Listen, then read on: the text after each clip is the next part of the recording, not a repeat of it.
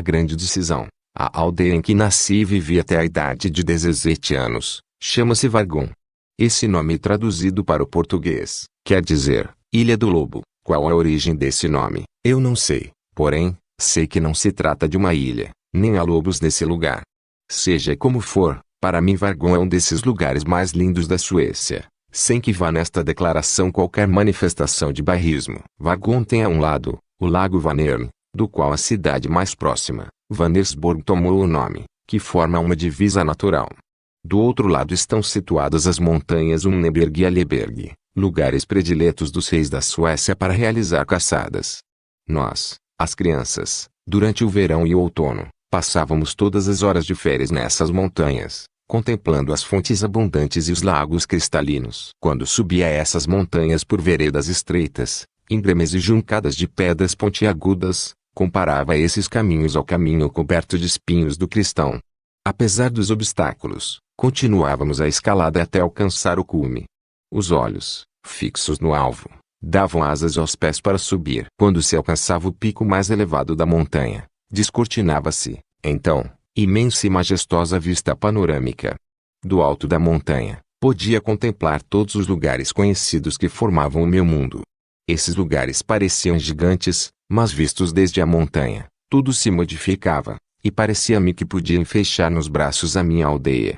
As pessoas que andavam pelas ruas não pareciam maiores do que formigas. O pequeno templo da congregação, para cuja construção todos contribuíram, lá estava no seu lugar. A minha contribuição para a construção foi trazer pedras das matas para os alicerces. Outras casas que nos eram familiares apareciam como se fossem caixas de fósforos.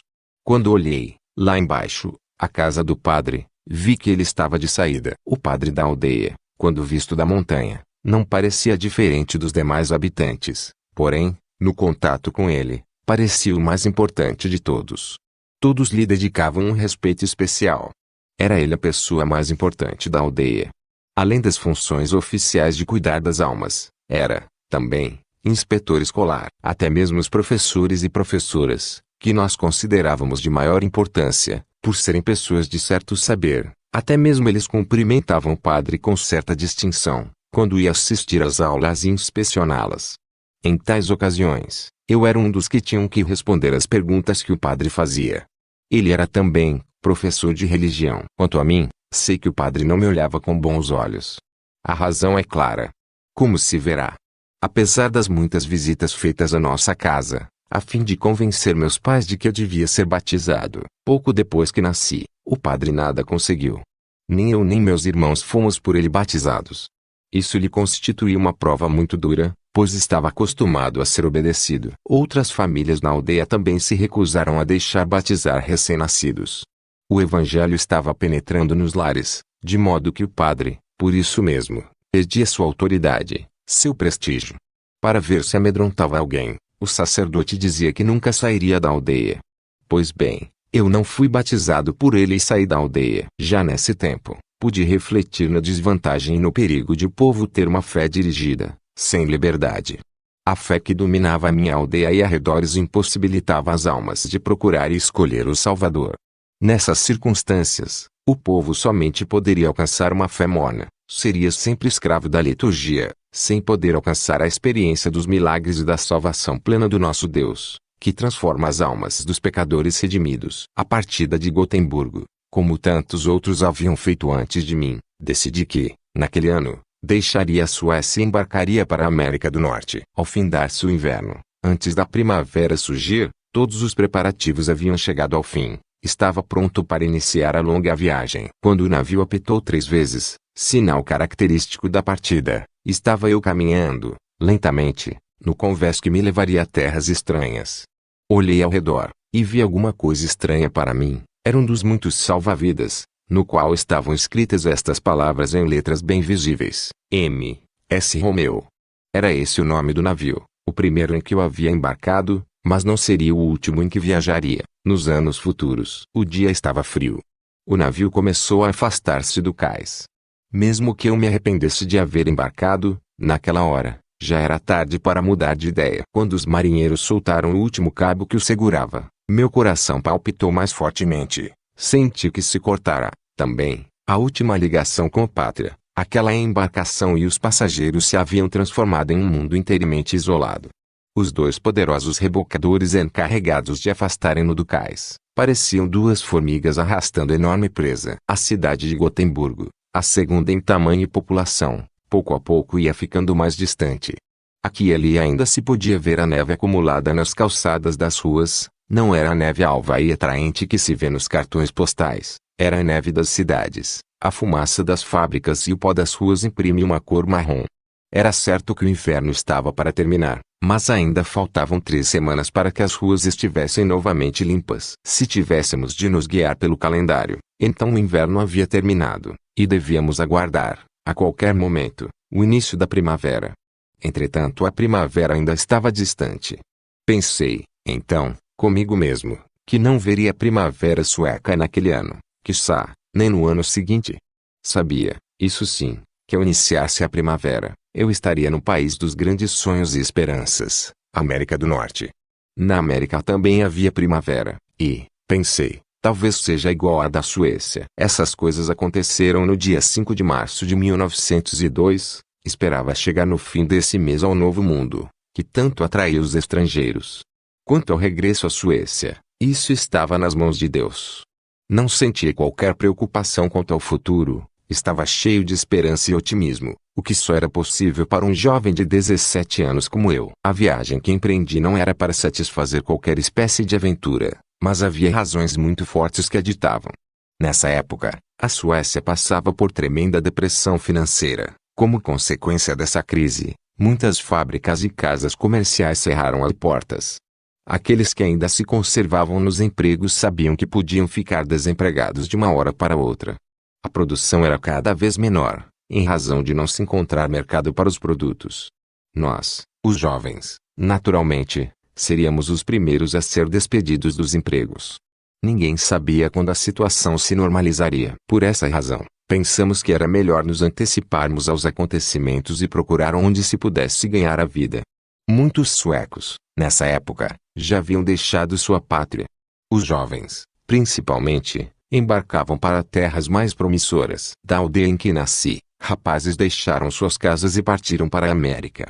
Conheci algumas famílias cujos filhos haviam partido. Atravessaram o Oceano Atlântico. Nas pequenas comunidades, todos se conhecem e tudo se sabe.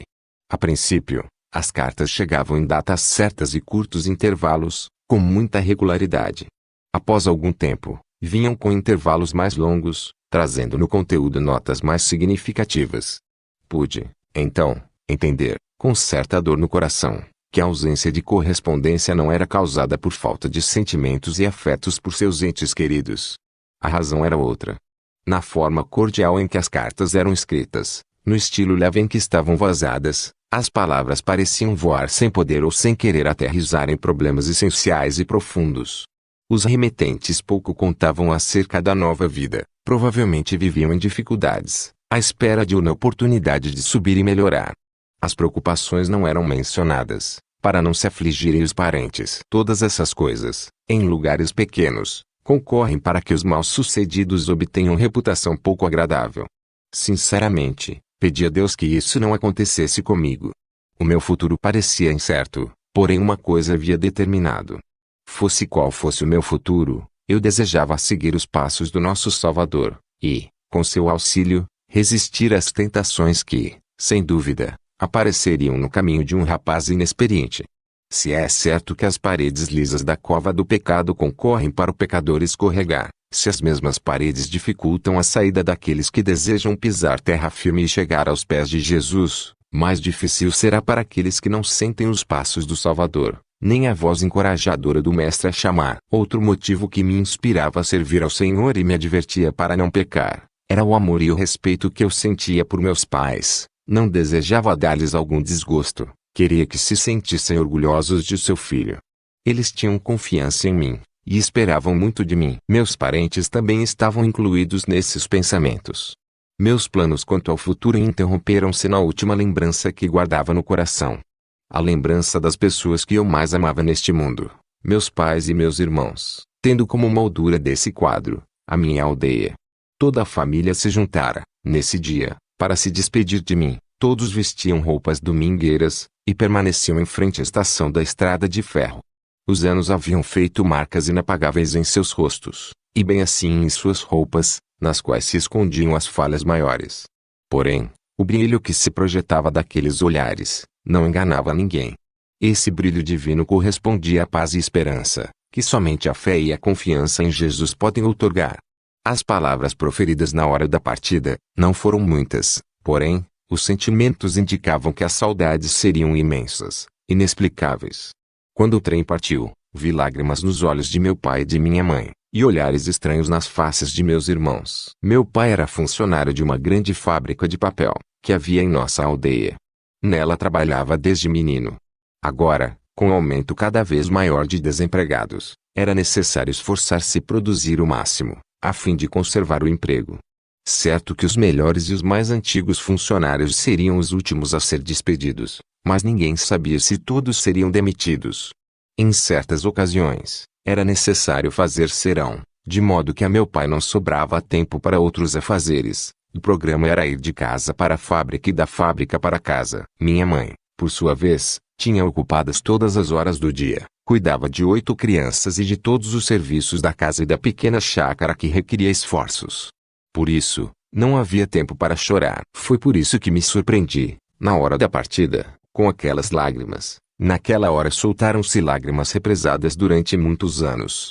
Meus irmãos não choraram, porque eram pequenos demais para compreender que talvez fosse a última vez que nos víamos nesta vida. Contudo, estávamos nas mãos de Deus. Após haver prometido escrever logo que chegasse ao novo mundo, o trem começou a movimentar-se. Enquanto acenava com o lenço, já a certa distância da estação, ainda soavam aos meus ouvidos estas expressivas palavras, que manifestavam um profundo desejo do coração de meus pais: Deus te abençoe e te acompanhe. A chegada ao grande país, o navio em que eu viajava aproximou-se da Inglaterra. A primeira etapa da viagem seria a cidade de U. Olhei para cima e vi o primeiro sinal de terra próxima, uma gaivota descrevendo curva sobre o navio, em busca de alimentos que os marinheiros costumavam atirar ao mar. A viagem, desde Gotemburgo, tinha corrido bem. Eu estava ansioso por saber o que haveria além da silhueta da cidade de U, que já se podia divisar ao longe. O porto está situado em Yorkshire, na embocadura do rio U. A cidade foi construída em terrenos baixos, de modo que foi necessário fazer drenagens e diques contra as inundações. A parte mais antiga da cidade está situada entre as docas e o rio, com vilas e jardins. Não se viam construções de grande porte. A maior, a Igreja de Trindade, foi levantada no ano 1400, vindo logo após a sede da prefeitura e a bolsa. Naquele tempo, U era uma das mais importantes cidades comerciais da Inglaterra, e o porto principal do norte do país, com tráfego marítimo entre os principais portos da Europa e da América. O cais tinha a extensão de 21 quilômetros. Tudo isso era muito importante e impressionava o jovem rapaz nascido em uma aldeia, e que deixara um país, também industrial, mas em proporções muito menores. O tempo que passei em U foi pouco, talvez não tivesse muito mais para mostrar do que outras cidades. Entretanto, era a primeira cidade estrangeira que eu visitava. Talvez por essa razão e pelo desejo de tudo conhecer, a cidade me causou fortíssimas impressões. O navio que me conduzia à América do Norte partiria de Liverpool, onde a companhia de navegação me havia reservado acomodações em um hotel, durante 4 dias, até reiniciar a viagem. Liverpool era a 4ª cidade da Inglaterra, em população, àquela época, mas a segunda em importância comercial. A história de Liverpool diz que a primeira vez que esse nome apareceu foi no ano de 1191, quando não era mais que uma aldeia de pescadores. No ano de 1207, Liverpool adquiriu os direitos de cidade. Vários fatores contribuíram para o seu rápido desenvolvimento. Uma dessas razões talvez tenha sido a situação geográfica privilegiada. Liverpool situa-se entre a Inglaterra e a Irlanda. Outro fator de progresso, embora repugnando ao sentimento cristão, foi o movimento de escravos que passavam por essa cidade, onde eram vendidos aos fazendeiros americanos. Somente nos anos de 1783 e 93, atravessaram o Atlântico cerca de 300.000 escravos, sendo que a metade deles passou por Liverpool. Com os lucros fabulosos obtidos nesse negócio, construíram as docas. No dia 11 de março de 1902, embarquei em Liverpool, cidade de 770.000 habitantes, a maior que eu tinha visto até então, para completar a segunda e última etapa da viagem para a América do Norte. O navio era bem maior do que o que me transportou da Suécia para a Inglaterra, porém, não oferecia qualquer conforto. Parecia haver servido para transportar escravos. Não tinha cabinas, o dormitório era um salão onde se amontoavam todas as camas. No chão, espalharam serragem, como se ali houvesse animais, porém, o pior era que não trocavam a serragem. A primeira refeição a bordo deixou-nos péssima impressão. Ao aproximar-se a hora do jantar, chamaram os passageiros ao convés e ordenaram-lhes que ficassem em fila. O seguir, alguns oficiais distribuíram pratos, copos e talheres de alumínio. Com esses objetos nas mãos, os passageiros passaram para outra fila, desta vez na proa do navio, onde o cozinheiro tinha diante de si 2 enormes caldeirões, com alimento para os passageiros. Quando chegou a minha vez, o cozinheiro encheu meu prato com o que parecia ser sopa. Com algum esforço consegui comer, por se tratar de alimento quente. Após a refeição formou-se outra fila, desta vez era para lavar a louça. Havia uma torneira no convés e cada passageiro lavava a própria louça, e guardava para usá-la no dia seguinte. A minha louça, guardei-a debaixo do travesseiro. É claro que estranhei esse ambiente, mas era jovem e facilmente me conformava com as circunstâncias, pois esperava, dia após dia, chegar ao continente da esperança, América do Norte. No dia 25 de março de 1902, a costa americana apareceu ante os nossos olhos. As gaivotas, alguns dias antes, já haviam sobrevoado o navio, anunciando que a terra não estava longe. Pensei, então, nessa atividade maravilhosa das aves, como elas voam dias inteiros e distinguem os navios a tão grande distância. Certamente foi Deus quem as equipou tão bem. Preparei-me, finalmente, para descer, arrumei as malas. A carta prometida a meus pais já estava pronta para ser colocada no correio, logo que desembarcasse. Deixei o navio, sem sentir saudades, e pisei o solo americano. Estava na cidade de Boston. Havia chegado ao Novo Mundo, percebi logo a diferença entre a velha Europa e a América.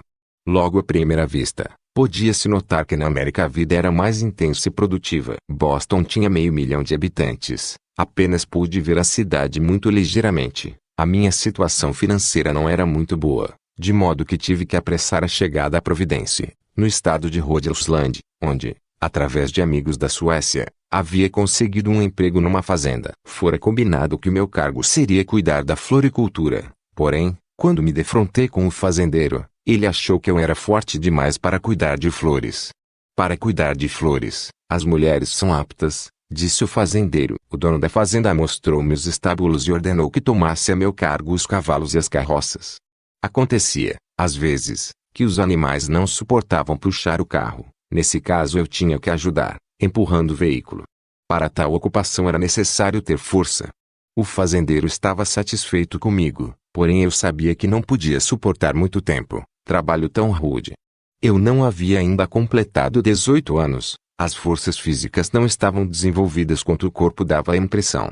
Não permaneci ali muito tempo, já podia falar alguma coisa em inglês, ou pelo menos fazer-me entender, de modo que podia procurar um emprego qualificado. Transferi-me, então, para a cidade de Gloucester, no estado de Pensilvânia. Trabalhei em uma fundição de aço, e tirei meu diploma de fundidor especializado. Ao fim de um ano de trabalho na fundição, era obrigado a pertencer ao sindicato. Como, porém, não tinha qualquer interesse por política, despedi-me desse emprego e arranjei outro. Assim se passaram 8 anos, quando, então, senti o desejo de ir à Suécia, visitar meus pais. O dono de uma empresa, que vendia frutas por atacado, ofereceu-me um emprego vantajoso, porém não pude aceitar, pois havia resolvido ir à Suécia. Mesmo assim, o gerente da empresa disse-me que se eu retornasse à América me arranjaria emprego. Prometi, então, voltar dentro de um ano. Durante os primeiros anos vividos na América, não podia esquecer a família nem os amigos que deixei na Suécia.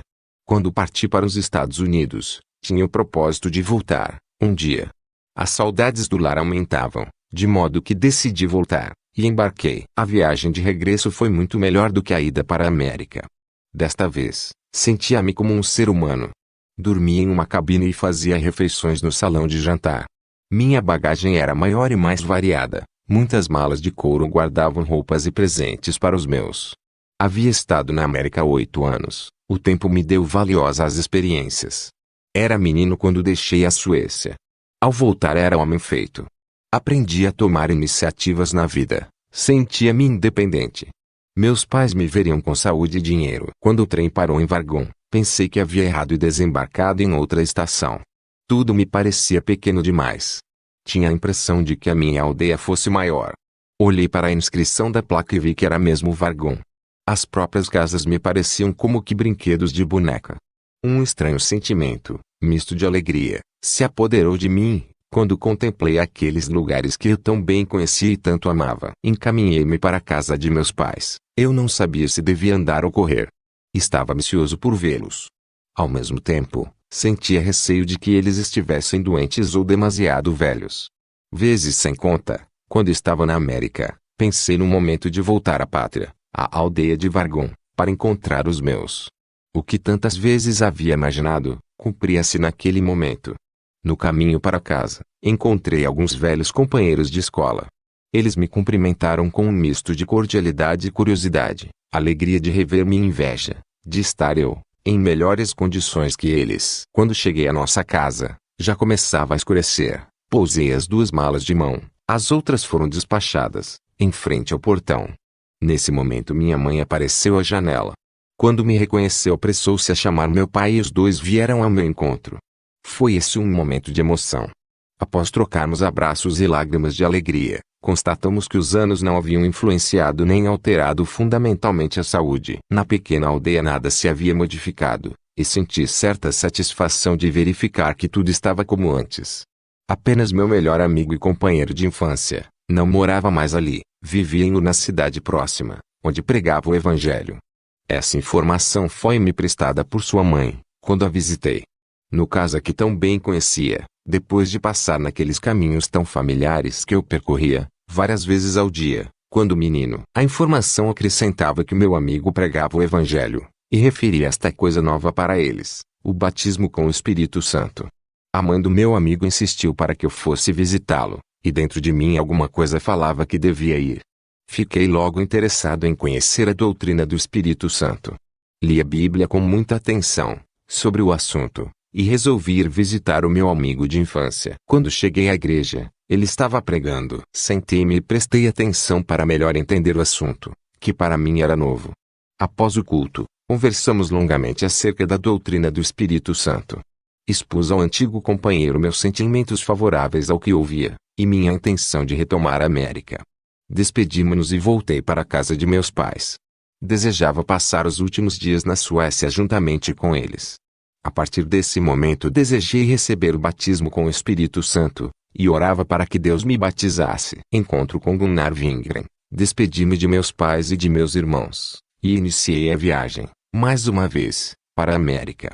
As preocupações não eram tantas como da primeira vez. Ia para terras que já conhecia. Ao aproximar-me da América do Norte, Jesus respondeu às minhas orações. As bênçãos divinas vieram sobre a minha cabeça e tudo se modificou. O mundo parecia diferente depois que recebi a resposta à oração. Parecia que o vento havia levado para longe todos os problemas. Meu caminho agora estava claro e não sentia dúvidas. Estava resolvido, a partir desse momento, a dar minha vida ao Senhor, e contar aos que desejassem ouvir o que eu recebera, e o que a salvação é para todos aqueles que creem. Enquanto esperava que Deus me abrisse o caminho, comecei a trabalhar na casa atacadista de frutas, conforme prometi. Durante uma conferência, na cidade de Chicago, conheci um jovem sueco que se chamava Gunnar Wingren. Ele estava na América havia vários anos, mas fazia pouco tempo que terminara os estudos em um instituto bíblico batista. Estava desejoso de iniciar o trabalho como missionário da Igreja Batista no Sião. Conversamos longamente. Durante a palestra, ele me contou que, após orar muito, recebeu o batismo com o Espírito Santo, e que, ao mesmo tempo, veio-lhe a certeza de que no futuro seria missionário aonde quer que o Senhor mandasse. Quanto mais Gunnar Wingren falava, mais interessado eu ficava no assunto, e mais convicto de que ambos havíamos entendido o que está escrito na Bíblia, e que nossos ideais, quanto ao futuro, eram iguais. Revelei-lhe então o que pensava. Resolvemos encontrar-nos diariamente, orar, e esperar que Deus nos mostrasse o caminho a seguir. Certo dia, o dono da casa onde Gunnar Wingren se hospedava, Falou conosco e revelou que tivera um sonho durante o qual tinha visto diante de si, bem nítido, o nome Pará, e lhe fora revelado que esse nome era uma orientação para nós. Acrescentou que tinha a impressão de que esse nome era de uma cidade em algum lugar. Da nossa parte, reconhecemos que era a resposta de Jesus à nossa oração, pois estávamos orando para receber direção. Procuramos então a biblioteca da cidade, a fim de descobrir onde estava localizado o Pará. Nenhum de nós ouvira esse nome antes. Quando nos certificamos de que o Pará ficava no norte do Brasil, ficamos sem saber o que fazer. Visto no mapa, o Pará ficava tão longe que julgávamos não ser essa a direção divina. A melhor forma de saber a vontade do Senhor era orar. Foi o que fizemos durante uma semana, dia e noite. Finalmente, Deus confirmou que devíamos ir para o Pará. Logo que tivemos certeza, levamos o fato ao conhecimento do pastor e de alguns irmãos membros da igreja. Eles não se mostraram muito entusiasmados, mencionaram dificuldades de clima e predisseram que voltaríamos sem demora. Por isso, não nos prometeram qualquer garantia de sustento. Nem ao menos se prontificaram a nos ajudar a comprar Bíblias e Novos Testamentos. Nós tínhamos pouco mais de $90, isto é, exatamente o preço da passagem de Nova York ao Brasil. A única coisa que os irmãos se prontificaram a fazer, foi separarem-nos para nossa missão no Brasil. Apesar de todas essas dificuldades, tínhamos certeza de que estávamos na vontade de Deus. Se ainda houvesse qualquer dúvida, esta desapareceria alguns dias mais tarde, quando o irmão Wingren, durante um de seus longos passeios de meditação, ouviu claramente uma voz que lhe falava ao ouvido dizendo: "Se fores, nada te faltará." Wingren voltou-se rapidamente para ver quem falava tão claramente, porém, não viu ninguém. Era o Senhor a confirmar a chamada. Transbordando de alegria e gratidão a Deus, Wingren contou-me o que aconteceu. Despedi-me da casa em que trabalhava, o dono da empresa. Quando me despedi, ofereceu-me uma bolacha e uma banana. Segundo um antigo costume americano, essa oferta significava que jamais faltaria alimento a quem a recebesse. Esse fato também serviu para nos confortar. Certa noite, quando estávamos em oração, o irmão Wingren ouviu a voz do Senhor que lhe ordenava dar os $90 que tínhamos para a viagem, a um jornal pentecostal. Esse fato parecia coisa estranha, dispor de nosso único dinheiro, já reservado para a viagem. Tínhamos certeza de que Deus nos enviara, porém, sem esse dinheiro seria impossível ir. Depois de orarmos, mais uma vez, tivemos a certeza de que Deus ordenara a oferta do dinheiro. Ficamos de mãos vazias, porém estávamos possuídos de alegria e de paz celestial, o que valia mais que todo o ouro. Aproximava-se a hora de partir e não tínhamos dinheiro. No culto de despedida, na igreja em que o irmão Wingren era membro, alguns irmãos deram-lhe o suficiente para viajar até a divisa do estado. Tínhamos pelo menos dinheiro para iniciar a longa viagem. Alguns irmãos compareceram à estação para se despedirem de nós. Fomos convidados a visitar uma congregação na cidade onde seria interrompida a viagem por falta de dinheiro. O pastor desejava que contássemos à congregação alguma coisa acerca dos nossos planos. Parece que ele não ficou muito entusiasmado, pois disse que a congregação não podia dar-nos uma oferta. Contudo, declarou, se algum irmão desejasse auxiliar particularmente podia fazê-lo. Naquela congregação alguns irmãos nos deram o suficiente para comprar passagem até Nova York, onde tomaríamos o navio para o Brasil. Tomamos o trem com destino à grande metrópole. Durante a viagem, paramos numa cidade onde deveríamos fazer baldeação para outro trem. A demora seria longa, de modo que decidimos visitar a cidade enquanto esperávamos. Não tínhamos pressa, caminhávamos despreocupadamente, entre a multidão que passava, apressada e indiferente. A certa altura, encontramos um homem que vinha em sentido contrário, e, como nós, parecia não ter pressa. Olhou-nos e ficou como quem encontra alguma coisa sem esperar. Estava admirado. Wingren olhou para ele e reconheceu havê-lo visto em algum lugar, porém não sabia onde. Esse homem era um negociante crente, que conhecia o irmão Wingren. Logo que nos demos a conhecer, ele contou o seguinte: estou surpreendido de te encontrar nesta cidade, depois de tanto tempo que não te via. Neste momento estava pensando em ti. Esta carta que tenho na mão, ia levá-la ao correio, para ser enviada. Jesus falou-me e mandou que te enviasse $90. É isso que está nesta carta. Uma vez que te encontrei, não preciso enviar o dinheiro pelo correio. Wingren olhou para mim de modo tão expressivo, que não podia esconder a alegria e a emoção. $90 havíamos ofertado ao jornal pentecostal de Chicago, e $90 recebíamos naquela hora, o correspondente ao preço das passagens de Nova York ao Brasil. Quando contamos esse acontecimento e os nossos planos a esse irmão, ele quase saltou de alegria, convidou-nos a ficar alguns dias em sua casa, o que fizemos com satisfação. Entretanto, a estada não foi longa, pois através de uma profecia, entendemos que um navio sairia de Nova York no dia 5 de novembro.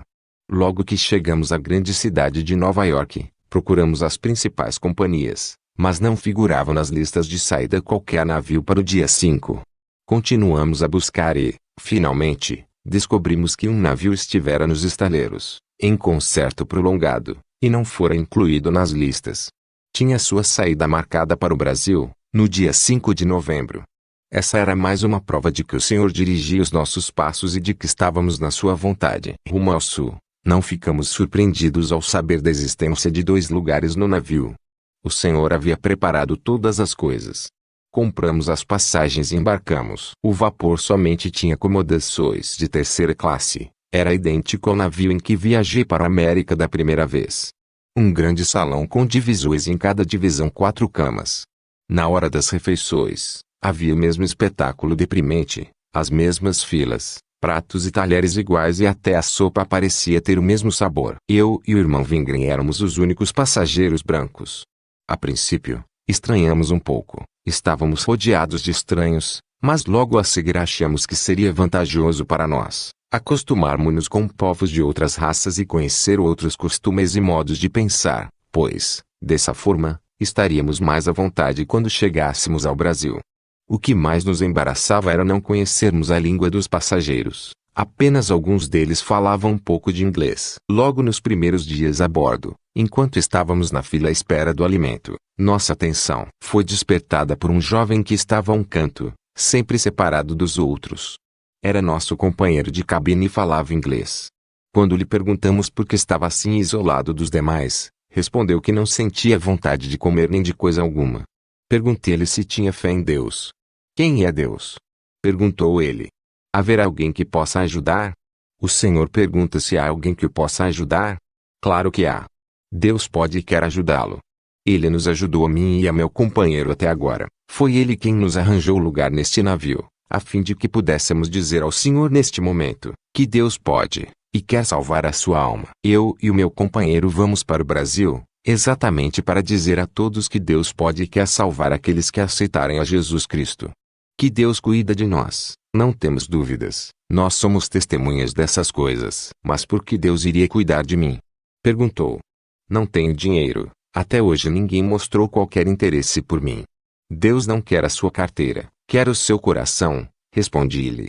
Verificando que ele estava interessado, convidei-o a conversarmos depois da refeição. Satisfeito de haver encontrado alguém que se interessava por ele e por seus problemas, o jovem procurou-me mais tarde. Após havermos falado algum tempo, o rapaz pediu-me que orasse por ele. Logo que iniciei a oração, ele começou a chorar, e a dizer que desejava aceitar a Cristo. Quando lhe pedi para orar, disse-me que nunca antes o fizera. Expliquei-lhe que o Senhor não olha para a beleza das palavras. Então ele começou a orar fervorosamente. Quando nos separamos, o rapaz não parecia o mesmo que tínhamos encontrado, isolado de todos. Agora, seus olhos tinham brilho, e o seu rosto refletia alegria. Ele contou-me ter sido tal seu desespero, que havia decidido suicidar-se. Após o que acontecera, sentia-se feliz, entregou a Jesus os seus problemas e seu futuro. Tanto eu quanto o Vingren sentíamos-nos felizes por ver como o nosso Deus era poderoso para transformar todas as coisas. Aquele rapaz foi a primeira pessoa que ganhamos para Cristo depois da nossa separação como missionários. O outro companheiro de cabine mostrava-se aborrecido, quando orávamos.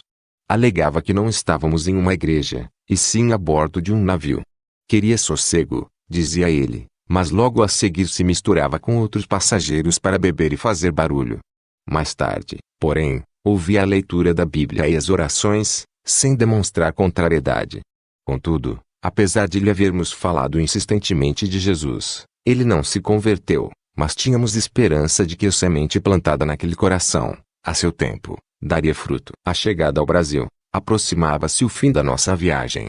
Tudo parecia muito estranho. Os primeiros dias a bordo, as várias circunstâncias que pareciam um pesadelo, nos deixavam dúvidas quanto à nossa capacidade de suportar a viagem até o fim. Mas a viagem findara, e parecia que até sentimos saudades, não do navio, mas dos companheiros de bordo. Junto deles sentíamos-nos como que em um campo a evangelizar, isto é, como que em nosso primeiro campo. No dia 19 de novembro de 1910, avistamos a cidade de Belém, no estado do Pará. Estávamos ansiosos por conhecer a terra para a qual o Senhor nos enviara. Todos os passageiros tinham pressa em desembarcar, contavam com parentes e amigos a esperá-los, porém não tínhamos ninguém. Chegamos a um continente estranho, não conhecíamos o país nem a cidade e nem ainda seus habitantes. Não entendíamos sequer uma palavra da língua portuguesa. Estávamos no Pará. O problema nosso era para onde ir. E agora, Daniel, para onde vamos? Perguntou Vingrem. Vamos subir esta rua, respondi, e começamos a andar até alcançarmos um jardim. Sentamo-nos em um banco e oramos ao Senhor para que nos mostrasse o caminho que devíamos seguir. Começava a escurecer. Fizemos um balanço em nossas finanças e verificamos que tínhamos 16 mil réis, e mais alguns níqueis, para alguma viagem de bonde. Precisávamos arranjar um hotel barato. Voltamos ao navio para obter algumas informações a respeito, quando encontramos alguns passageiros conhecidos, que também procuravam onde passar a noite. Eles conheciam a cidade e prontificaram-se a indicar-nos um hotel. Carregadores, velhos e meninos, queriam conduzir nossas malas, entretanto, considerando que necessitávamos de todos os nossos poucos mil réis, seguramos bem as alças das malas, para não aceder aos carregadores. Quando chegamos ao hotel, deram-nos um quarto para 2 pessoas, que custaria 16 mil réis, a quantia exata que tínhamos no bolso. Não nos surpreendemos com isso. Surpresa seria se custasse mais ou menos. Apesar de nos sentirmos com as mãos vazias, Deus havia provido casa e alimentação. Estávamos certos que também cuidaria de nós no futuro. Nesse sentido, oramos ao Senhor e esperamos confiantes. No quarto do hotel havia um jornal que alguém ali deixara. O irmão Vingrem, apesar de não falar português, começou a folhear o referido jornal, sem saber por quê. De repente, seus olhos fixaram-se em nome conhecido. Aqui está, Daniel, disse ele, sem dúvida é a resposta de Deus, mostrando-nos o caminho aberto. O nome e o endereço a que se referia era do redator do jornal, um pastor americano de uma igreja metodista, que Vingrem conhecera na América do Norte.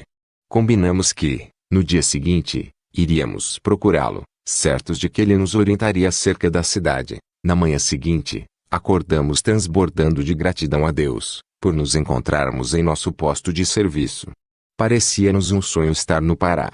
Após orar ao Senhor, pedindo-lhe que nos guiasse, fomos procurar o pastor metodista. Em caminho, tudo nos parecia diferente das cidades americanas.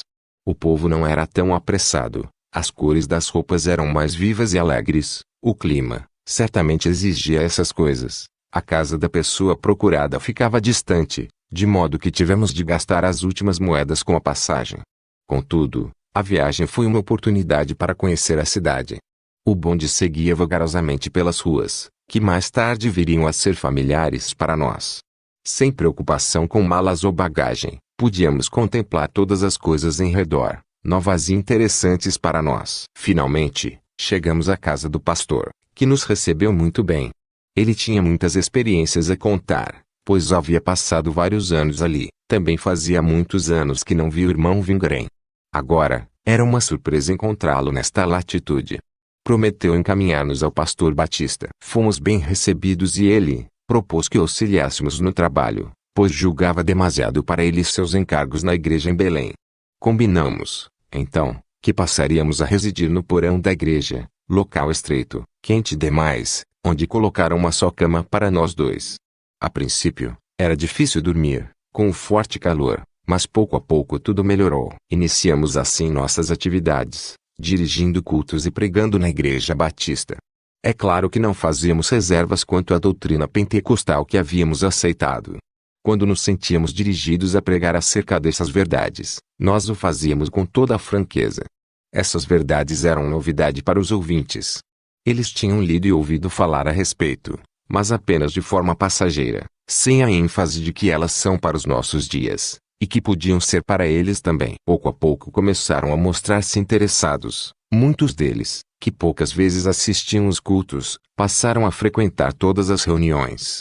O templo, que comumente não era ocupado pela metade, ficava cheio, a ponto de muitos terem de ficar em pé. O pastor sentia-se feliz em ver o templo repleto, mas estava um tanto embaraçado, não sabia explicar por que isso acontecia. Nosso dinheiro acabou, apenas alguns níqueis restavam para o bonde. Necessitávamos de um professor de português. Finalmente resolvemos que eu me empregaria como fundidor, enquanto o irmão Vingrem estudaria de dia. De noite, ele me ensinaria o que havia aprendido. A princípio, Vingrem relutou, ante o pensamento de que tínhamos vindo para ganhar almas e não para trabalhar em fundição.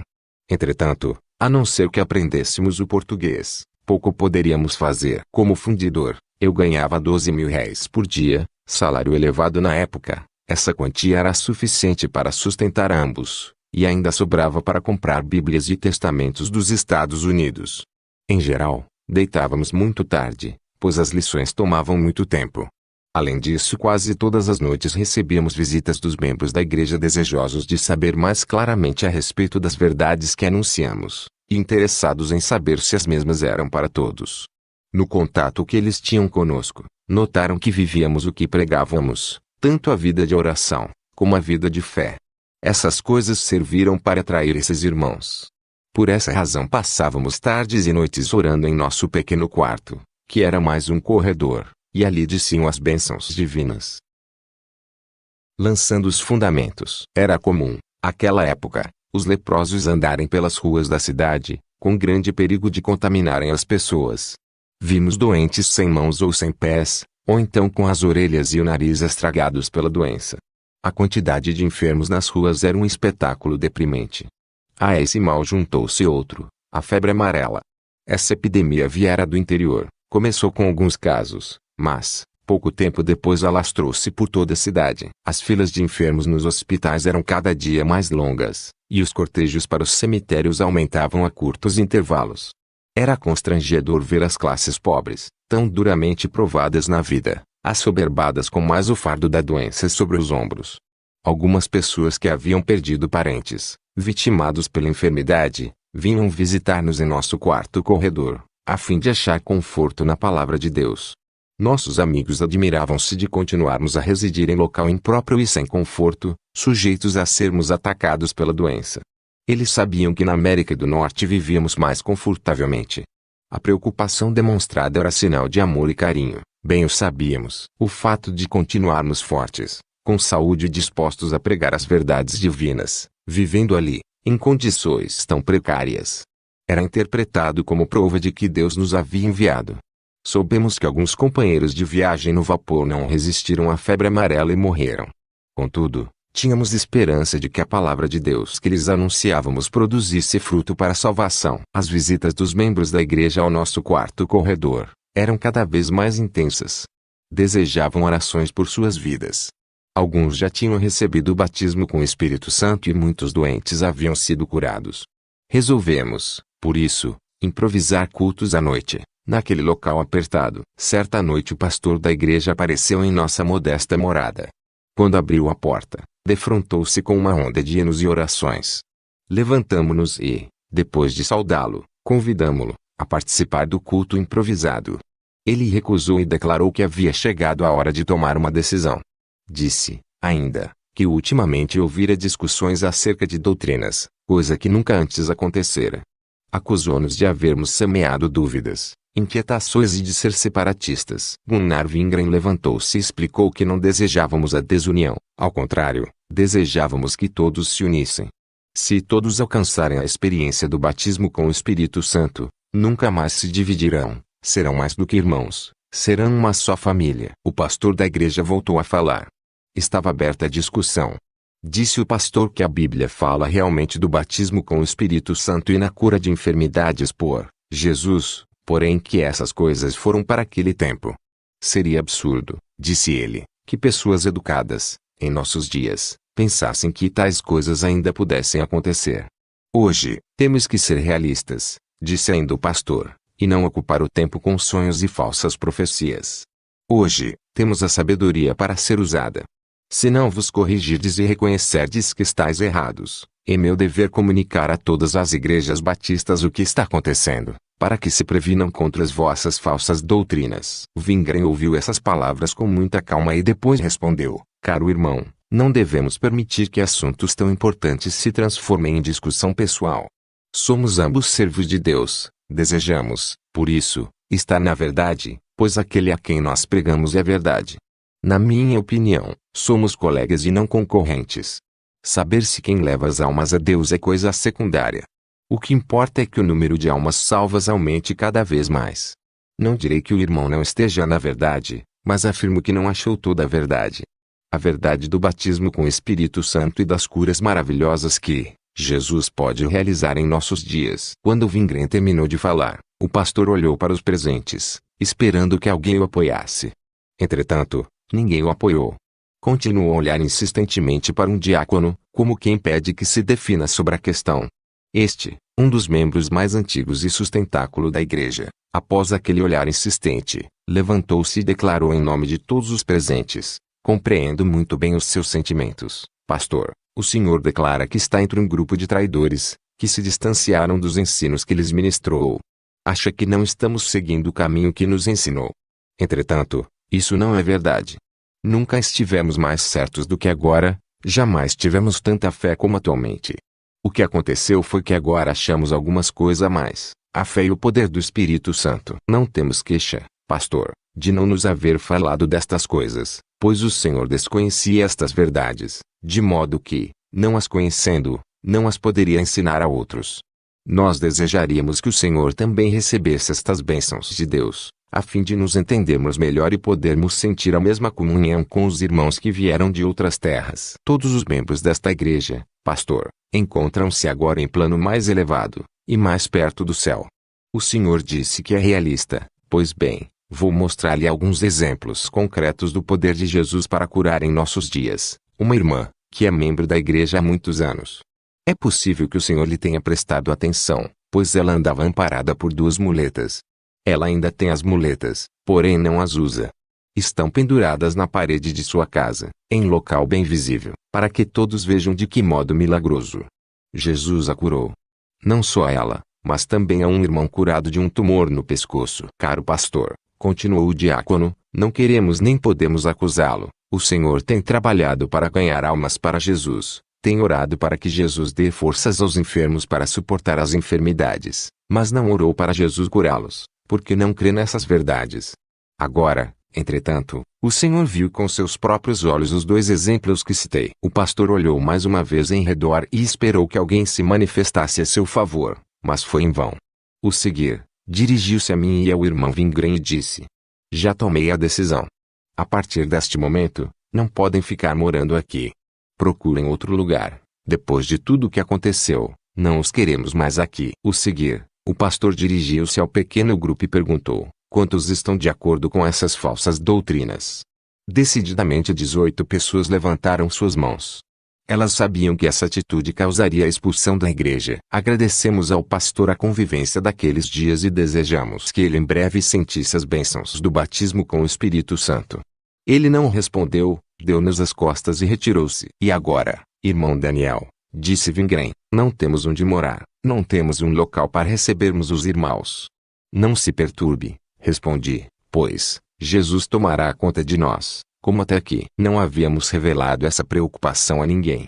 Porém, o irmão que se levantou e falou em nome dos demais, chegou perto de nós, e, como se houvesse lido os nossos pensamentos, disse: compreendo a vossa preocupação, tenho uma grande sala em casa, está à vossa disposição, para realizar os cultos, e para morar, também há lugar para os irmãos. É claro que aceitamos o oferecimento, com muita alegria. Naquela noite nós e muitos que desejavam receber o batismo com o Espírito Santo, reunimos-nos naquela casa, para realizar oficialmente o primeiro culto pentecostal no Brasil.